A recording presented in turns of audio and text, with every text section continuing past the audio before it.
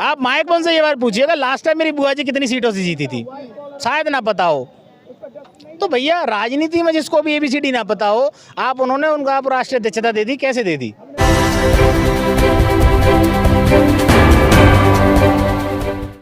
अलीगढ़ से। अलीगढ़ से ही आए हैं। अच्छा, क्या कहना चाहेंगे इस धम्म सम्मेलन के बारे में? देखो ये एक अलग प्रोग्राम है। ये अलग कैसे? अलग इसलिए धर्म का प्रोग्राम है, तो इसका उससे कोई लेना नहीं। राजनीति आप बात कर रही हैं, राजनीति से कोई मतलब नहीं इसका।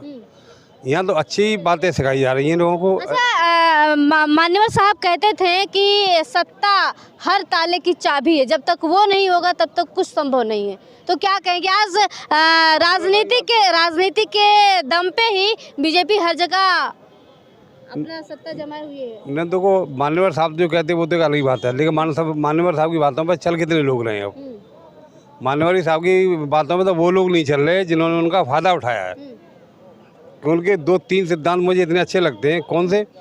एक तो वो कहते हैं कि मैं कोई अपना बैंक अकाउंट नहीं रखूँगा, परिवार नहीं बसाऊँगा, कोई संपत्ति नहीं खरीदूँगा।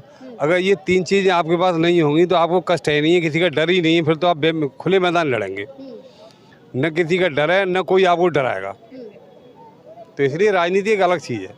मान्यवर साहब का तो कोई मुकाबला ही नहीं है। चलिए, शुक्रिया। आप कहाँ से आए सर? मैं अलीगढ़ से।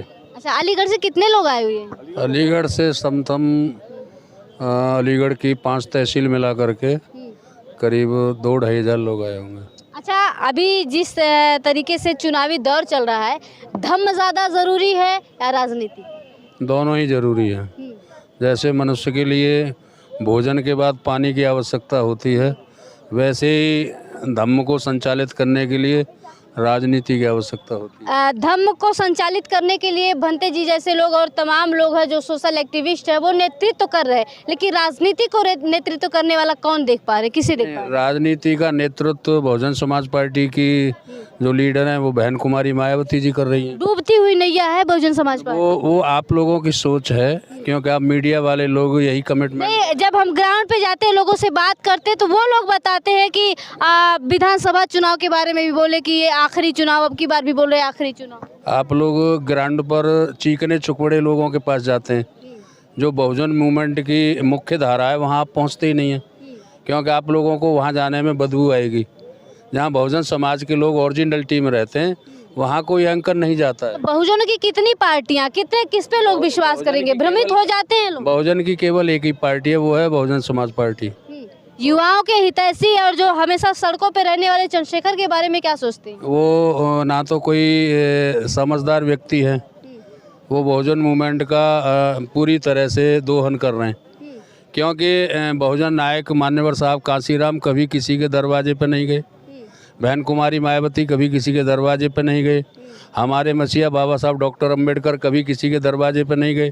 वो दूसरों के यहाँ राजनीति में सब चलता है, वो दूसरा नहीं, समाज के हित के लिए जाते हैं। नहीं, वो समाज का हित थोड़ी है, समाज का दोहन है। आप उसे गंभीरता से सोचिएगा, वो समाज का दोहन है। जो आदमी दूसरों के पास जाके गिड़गिड़ा रहा है कि मुझे 2 सीट दे दो, 1 सीट दे दो, वो मानवता नहीं है, ना कोई राजनीति हो सकती है। वो केवल बहुजन मूवमेंट की जड़ों में मट्ठा डालने का काम कर रहा है और कुछ भी नहीं।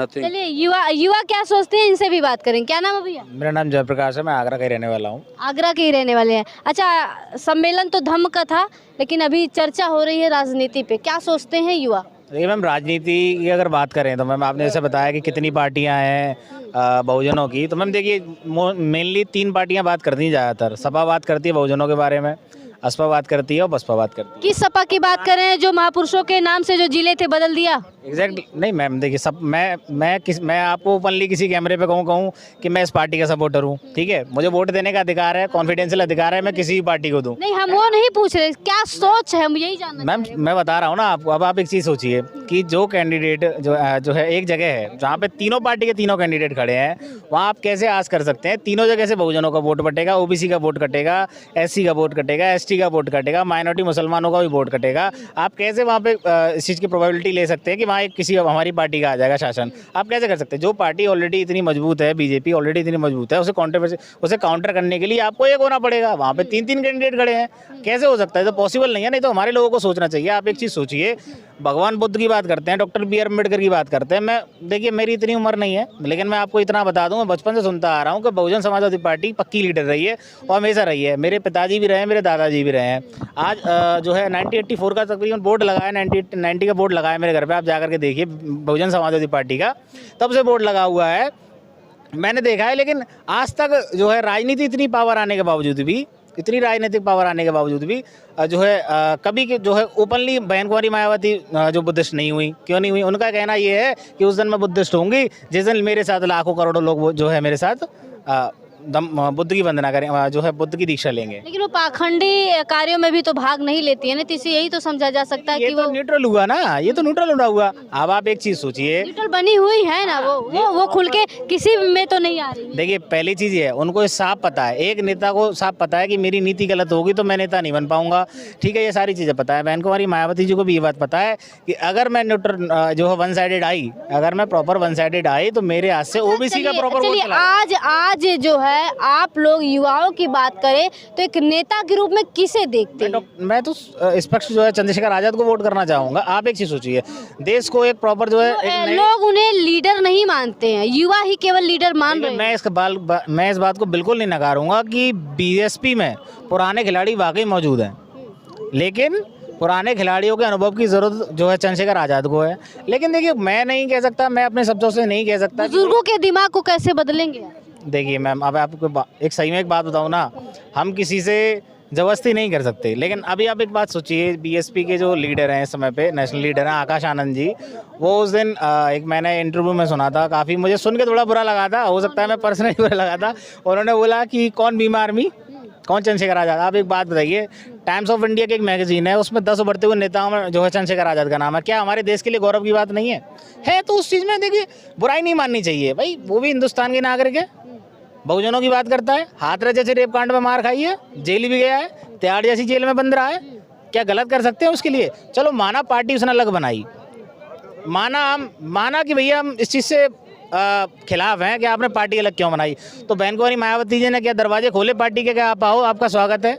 बल्कि प्रकाश आनंद जी, मैं कहता हूँ देखो बुरा मत मानना कोई यहाँ बीएसपी का समर्थक हो, मेरे पापा बीएसपी के बहुत समर्थक है, ठीक है ना, मैं बता रहा हूँ। आप उनसे हर घर की कहानी है। एक सुनिए, आप माइक से ये बात पूछिएगा लास्ट टाइम मेरी बुआ जी कितनी सीटों से जीती थी, शायद ना पता हो।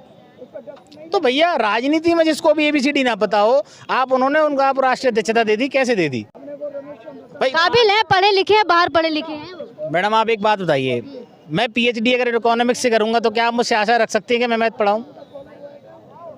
आप बताइए, माना कि वो पढ़े लिखे हैं, माना पढ़े लिखे, राजनीति में वो नहीं जानते, मिशन में नहीं जानते। एग्जैक्टली, राजनीतिक शिक्षा बहुत अलग है। राजनीतिक शिक्षा जीने के लिए मैडम बचपन से लेकर के जवानी बितानी पड़ती है, और जवानी जो हकीकत में गवाही अब तो सड़कों पे निकलना शुरू कर दिए हैं, अब तो स्वीकार कर लीजिए। आप चलो आपके चैनल के माध्यम से एक बार पूछता हूँ, प्रकाश आनंद जी मुझे बता दीजिए, आनंद प्रकाश आनंद जी बता दीजिए, किसी रेप कांड में मिले हो मेरे को, या किसी लूट जो कि किसी गरीब के साथ अन्याय हो रहा हो वहाँ मिले हो? भैया ग्राउंड लेवल पर काम तो चंद्रशेखर आजाद कर रहे हैं ना, यूथ को इसलिए तो पसंद है।